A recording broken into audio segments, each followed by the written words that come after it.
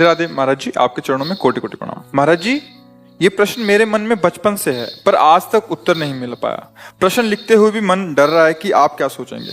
पता, देखो हमको कुछ पता नहीं, हमें कुछ सोच नहीं। आप प्रश्न करो, श्री जी चाहेंगे तो उत्तर मिल जाएगा, नहीं चाहेंगे तो हम तो कक्षा 9 पढ़े हैं 9 पढ़े हुए क्या उत्तर दे सकते हैं। हाँ, वो चाहे तो मूर्ख से भी वेद बुलवा दें, वो कर तुम अकर तुम अन्यथा कर तुम। तो आप प्रश्न करो, डरो मत। अपने जैसे माता पिता से बात करते हैं, जैसे मित्र से बात करते हैं, ऐसे संतों से बात करते हैं। डरा थोड़ी जाता है, अधिकार पूर्वक बात करते हैं कि हमारे आप हो, हमारे मन का संशय कहाँ दूर होगा, आप दूर कीजिए। महाराज जी, आपके सत्संग में सुना है कि भगवान के भजन करने वाले को त्रिभुवन में कोई भी परास्त नहीं कर सकता।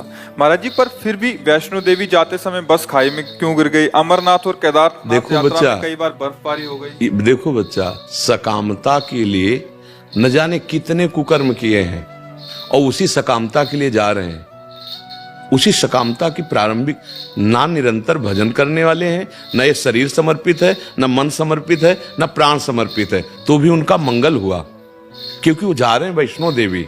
मरना तो था ही उनको, पर मरे वैष्णो देवी में, उनका मंगल हो गया बच्चा। वो कोई भगत इस कोटि के नहीं जिस कोटि की बात हम जो सत्संग में करते हैं।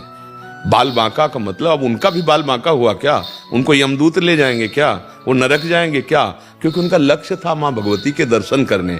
इतने बड़े तपस्वी नहीं थे, इतने बड़े महात्मा नहीं थे, उन्होंने मनोनिग्रह नहीं किया था, लेकिन जो ये सब करने का फल मिलता है वो उनको मिल गया।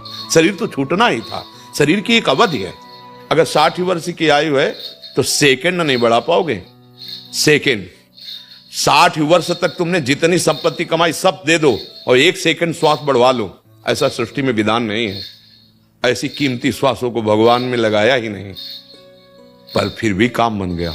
बद्री नारायण गए, बस कंट्रोल बाहर हुई, सब के सब मर गए। कहां पहुंचे? भगवान। इसको निगेटिव के लेते हो, नकारात्मक सोच में के लेते हो। आप वृंदावन आए, आप रिक्शा में बैठे, रिक्शा पलट गया, हाथ टूट गया।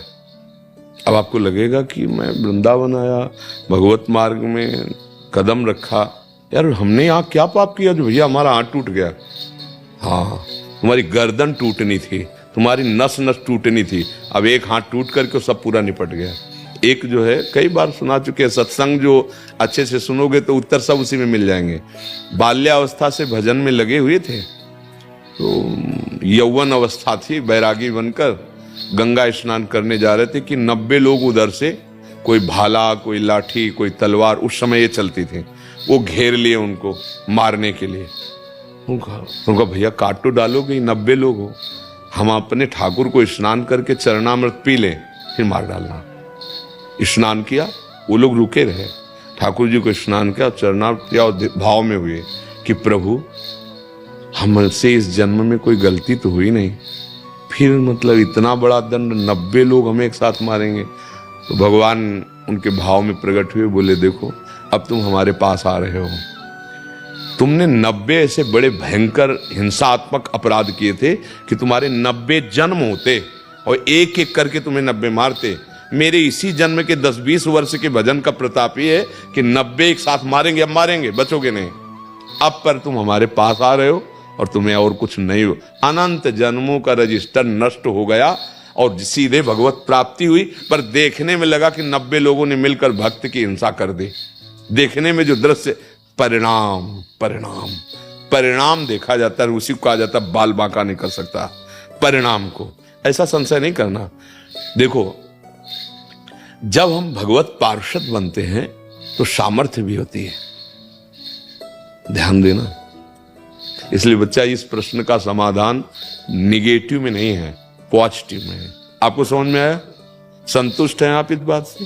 जी मित्रों, आज पूज्य श्री प्रेमानंद जी महाराज ने हम सभी लोगों को तीर्थ स्थानों में जो दुर्घटनाएं हो जाती हैं उससे संबंधित भ्रम को दूर किया और बहुत ही उसी से संबंधित शिक्षाप्रद प्रवचन सुनाया। आशा करता हूँ इस प्रवचन को सुन करके हम सब लोगों को भी इस तरीके की जो भ्रम हैं वो दूर होंगे और हम लोग इस प्रवचन के द्वारा और लोगों के भी इस तरीके के भ्रमों को दूर करने का प्रयास करेंगे। कल फिर पूज्य श्री प्रेमानंद जी महाराज का कोई शिक्षाप्रद प्रवचन के साथ आप लोगों के समक्ष प्रस्तुत होंगे। तब तक के लिए राधा राधा।